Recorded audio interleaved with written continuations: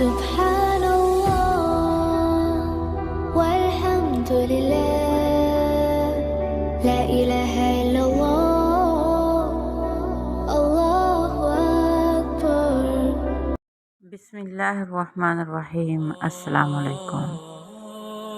ہمیں اللہ تعالیٰ کا لاکھوں کروڑوں سے بھی زیادہ شکر ادا کرنا چاہیے. انسان کا سب سے عزت والا حصہ یعنی سر اور پیشانی اس نے اپنے آگے یعنی ایک اللہ کے آگے جھکنے کا حکم دیا ہے، نہ کہ دوسروں کے آگے. اس لیے ہمیں اپنے رب پر مکمل یقین رکھتے ہوئے صرف اسی ذات سے مانگنا چاہیے اور اپنی زندگیوں کو اللہ کے حکم کے مطابق گزارنا چاہیے. آج میں بچوں کو سورۃ الکافرون کا ترجمہ اور اس کا خلاصہ سمجھاؤں گی. یہ سورت اس وقت نازل ہوئی تھی جب مکہ مکرمہ کے کچھ سرداروں نے، جن میں ولید بن مغیرہ، عاص بن وائل وغیرہ شامل تھے، پیارے نبی سے انہوں نے صلح کی تجویز پیش کی.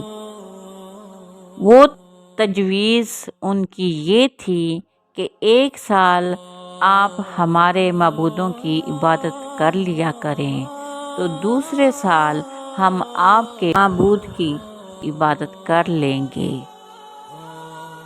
کچھ اور لوگوں نے اسی قسم کی کچھ اور تجویزیں بھی پیش کی، جن کا خلاصہ یہی تھا کہ پیارے نبی کسی نہ کسی طرح ان کافروں کے طریقوں پر عبادت کرنے کے لیے آمادہ ہو جائیں تو آپس میں ان کے مطابق صلح ہو سکتی ہے. اس طرح سے اس صورت نے 2 ٹوک الفاظ میں بیان فرما دیا.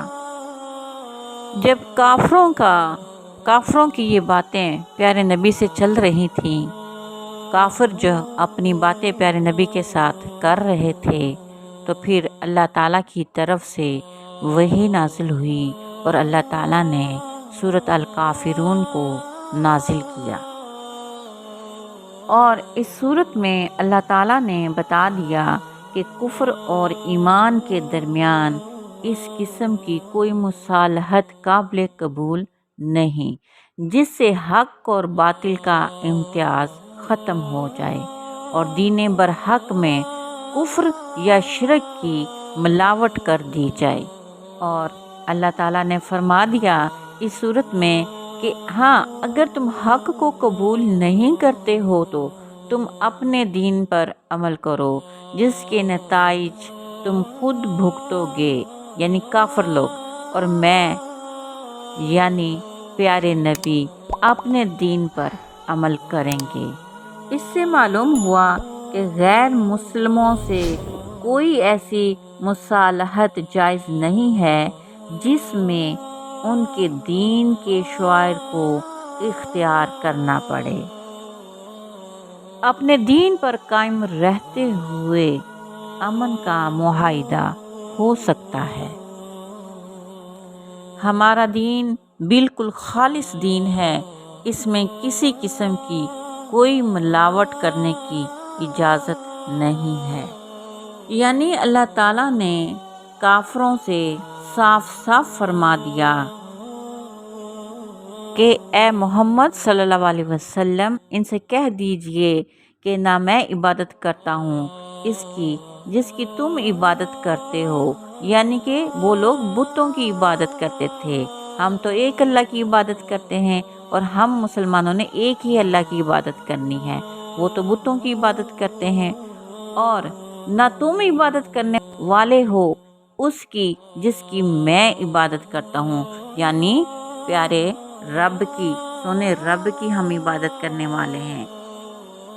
اور آگے صاف صاف مستقبل کے بارے میں بھی بتا دیا کہ نہ میں عبادت کروں گا جس کی تم عبادت کرتے ہو، یعنی پیارے نبی نے فرما دیا کہ مستقبل میں بھی میں عبادت نہیں کروں گا، اور نہ تم اس کی عبادت کرنے والے ہو جس کی میں عبادت کر رہا ہوں، یعنی یہ لوگ بھی ایمان لے کر نہیں آئیں گے اور نہ ہی یہ اللہ کی عبادت کریں گے۔ اس لیے تمہارے لیے تمہارا دین ہے اور میرے لیے میرا دین ہے۔ سورۃ الکافرون کے مطالعے سے ہمیں صاف صاف پتہ چل گیا ہے کہ ہم نے ایک خالص اللہ کی عبادت کرنی ہے، کسی کو اس کے ساتھ شریک نہیں ٹھہرانا۔ وہی ہمارا خالص رب ہے۔ ہمارا سر، ہماری پیشانی جھکے گی تو صرف اسی اللہ کے آگے، اور کسی غیر اللہ کے آگے انشاءاللہ ہرگز نہیں جھکے گی۔